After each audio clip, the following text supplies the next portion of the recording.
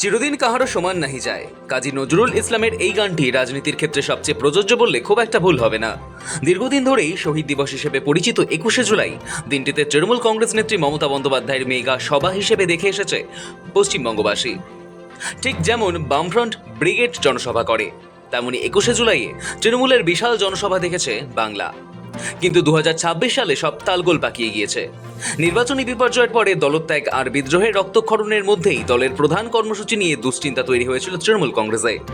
দল যখন ভেঙে টুকরো টুকরো, সেই অবস্থায় এই বছর আদৌ 21শে জুলাইয়ের শহীদ দিবস পালন হবে কিনা, আর তা হলেও শহীদ তর্পণ এর সেই বার্ষিক কর্মসূচি কিভাবে এবং কোথায় হবে তা নিয়ে সংশয় তৈরি হয়েছিল তৃণমূলের অন্দরেই। দল ক্ষমতার বাইরে, বহুদা বিভক্ত, তাতে আবার পুলিশের অনুমতি নেই। তারপরও ঋতব্রত বন্দ্যোপাধ্যায়ের আসল তৃণমূল এবং কুণাল ঘোষ, মদন মিত্র, কল্যাণ বন্দ্যোপাধ্যায়দের কালীঘাটপন্থী তৃণমূলের মধ্যে দ্বন্দ্ব তো রয়েছে। রাজ্য রাজনীতি বেশ কয়েকদিন ধরেই এই তৃণমূলের অন্দরের কাদা ছোড়াছুড়ি ঘিরে উত্তপ্ত ছিল, কিন্তু এক লহমায় যেন সব সংশয় মিটে গিয়েছে। ধর্মতলা চত্বরে 60 দিনের জন্য কড়া নিষেধাজ্ঞা জারি করেছে কলকাতা পুলিশ। সম্ভাব্য বিক্ষোভ, অশান্তি এবং জনশৃঙ্খলা ভাঙনের আশঙ্কায় এই পদক্ষেপ নেওয়া হয়েছে বলে জানিয়েছে পুলিশ প্রশাসন। তাই ধর্মতলায় 21শে জুলাই পালন করা নিয়ে ঋতব্রতপন্থী এবং মমতা বন্দ্যোপাধ্যায় পন্থীদের মধ্যে যে তরজা চলছিল, তাতে এক নিমেষেই ফুল স্টপ দিয়ে দিয়েছে লালবাজার। তবে তাৎপর্যপূর্ণ বিষয় হলো, এই কঠিন পরিস্থিতিতেও দলের সুপ্রিমো মমতা বন্দ্যোপাধ্যায় স্পিকটি নট। আপাত দৃষ্টিতে দেখলে বাংলায় ক্ষমতা হারানোর পর জোড়াফুল শিবির এখন আক্ষরিক অর্থেই 3 টুকরো। প্রথমটি ঋতব্রত বন্দ্যোপাধ্যায়ের আসল তৃণমূল দাবিদার গোষ্ঠী, দ্বিতীয়টি কুণাল ঘোষ, কল্যাণ বন্দ্যোপাধ্যায়দের কালীঘাটপন্থী তৃণমূল এবং তৃতীয়টি অভিষেক বন্দ্যোপাধ্যায়ের নিজস্ব ধারা। 26শে দলের এই ভরাডুবির জন্য বিদ্রোহীরা অভিষেক বন্দ্যোপাধ্যায়কেই দায়ী করেছেন। তারপরও আবার দলের এই বিপর্যয়ের মধ্যেও সাধারণ বিমানে না চড়ে চার্টার্ড ফ্লাইটে যাতায়াত করা অভিষেকের গ্রহণযোগ্যতা নিয়ে দলের মধ্যেই অসন্তোষ রয়েছে। এসবের মাঝেই আবার একাধিক মামলায় ইডি সিআইডির জালে জড়িয়েছেন তিনি। এমনকি তার ঘনিষ্ঠদের বিরুদ্ধে পুলিশি তদন্ত হওয়ায় নিচুতলার কর্মীরাও আর ফোন করে আশ্রয় চাওয়ার ভরসা পাচ্ছেন না অভিষেকের কাছে। এসবের মাঝেই আবার অভিষেক নিজের রাজনৈতিক প্রাসঙ্গিকতা টিকিয়ে রাখতে এক ডাকে অভিষেক কর্মসূচি চালু করলেও কুণাল ঘোষ জানিয়েছেন, এটি দলের নয়, একজন সাংসদের ব্যক্তিগত উদ্যোগ। ঘর ছাড়া তাদের উপর আক্রমণ হচ্ছে, অনেকে চাকরির ক্ষেত্রে অসুবিধা হয়েছে, অনেকে কাজে যোগ দিতে দেওয়া হয়নি, অনেকে এখনো বাড়িতে ফিরতে পারছেন না। ফলে বিভিন্ন জায়গাতে কর্মীদের উপর অভিষেক বন্দ্যোপাধ্যায় তিনি ব্যক্তিগত উদ্যোগ নিয়ে যদি কোনো হেল্পলাইন দিয়ে থাকেন এবং তাতে যদি মানুষের উপকার হয় তো তাহলে সেটা ভালো।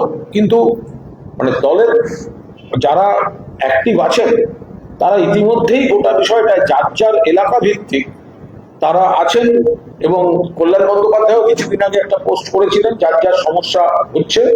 হেল্পলাইন না, এটা ওনার ব্যক্তিগত একটা কিছু, তো সেটা আমরা নিশ্চয়ই কথা বলে নেব। এসবের মাঝেই আবার শিরোনামে ধর্মতলায় 21শে জুলাই পালন নিয়ে তরজা। তবে শেষ পর্যন্ত ভিক্টোরিয়া হাউসের সামনে এবার সভার অনুমতি মেলেনি। অতীতে যে শহীদ মঞ্চের গাম্ভীর্য হারিয়ে পাগলু ডান্সার ডিম ভাতের আতিশয্য বড় হয়ে উঠেছিল, আজ সেখানে লোক জোগাড় করাই দায়। ঘর পোড়া গরুর মতোই দুর্নীতির দায়ে অভিযুক্ত বহু স্থানীয় নেতা ও অঞ্চল প্রধানরা এখন পুলিশি তৎপরতায় ঘর ছেড়ে বেরোতেই ভয় পাচ্ছেন। অনেকেই আবার শ্রীঘরেও গিয়েছেন। তবে রাজনৈতিক মহলের মতে পুলিশের এই নিষেধাজ্ঞা আদতে তৃণমূলের জন্য খানিকটা স্বস্তি হয়েছে। যদি অনুমতি মিলত এবং মাত্র কয়েকশো লোকের ভিড় হতো, তবে জনসমক্ষে হাটে হাঁড়ি ভেঙে যেত এবং চরম বেইজ্জতি হতো। ফলে এখন সরকারের বাধাকে ঢাল করে মুখ রক্ষার সুযোগ পেল কালীঘাট। অন্যদিকে মুখ্যমন্ত্রী শুভেন্দু অধিকারীও বিধানসভায় দাঁড়িয়ে দম থাকলে ব্রিগেডে করুন বলে খোঁচা দিতে ছাড়েননি। রানী রাসমণি চেয়েছিলেন, আমি বললাম যানজট হয়ে যাবে। আমার ধারণা ছিল প্রচুর লোক আসবে, আমার ধারণা ছিল না 500-600 লোক হবে। আমি বললাম ওয়াই চ্যানেলে করুন, বললেন কে বাধা দিয়ে। তা বলে আপনি অ্যাপ্লিকেশন করে দিয়ে কলকাতার রাস্তায় ভিক্টোরিয়ার সামনে ফিতা নিয়ে চলে যাবেন? কি মামার বাড়ি নেই ফিতা নিয়ে যাবেন মাপতে? কে অধিকার দিয়েছে আপনাকে? পারমিশন প্রেয়ার করবেন, কোথায় দেব বলে দেব। আরে আপনাদের লোক প্রচুর প্রচুর লোক, লক্ষ লক্ষ লোক, 30 লাখ লোক হয়। 11 সালে তো ব্রিগেডে গেছিলেন, এবারেও চলুন না ব্রিগেডে যাই।